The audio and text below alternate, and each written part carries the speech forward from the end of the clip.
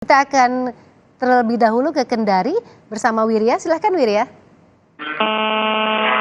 Ya, selamat siang rekan Woro dan juga saudara. Dari Kota Kendari, Sulawesi Tenggara, hari ini kami memiliki beberapa informasi menarik di segmen Cerita Nusantara.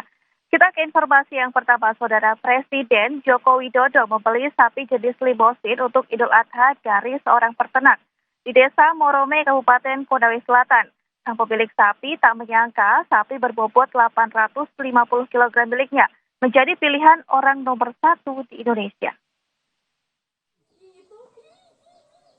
Sapi jantan berjenis limosin berumur 4 tahun ini milik Edi Ardianto, warga Desa Morome, Kecamatan Konde, Kabupaten Konawe Selatan.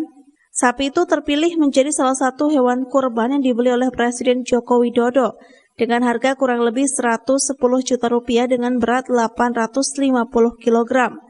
Pemilik sapi Edi Ardianto tidak pernah menyangka sapi dipeliharanya itu telah dipesan oleh orang nomor 1 di Indonesia. Untuk makanan sapi, setiap harinya Edi memberi rumput gajah dicampur dengan dedak, konsentrat, dan juga vitamin khusus hewan.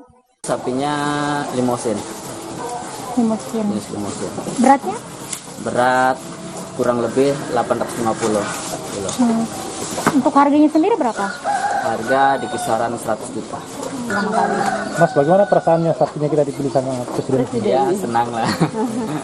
Untuk memastikan sehat dan terbebas dari penyakit mulut dan kuku, sapi milik Edi Ardianto sudah menjalani pemeriksaan kesehatan serta telah mendapatkan vaksinasi. Rencananya, sapi ini akan dibawa ke tempat lokasi korban di Kota Bau-Bau 1 pekan menjelang Hari Raya Idul Adha 1444 Hijriah. Sulfian Sakia, Kompas TV, Konawe Selatan, Sulawesi Tenggara.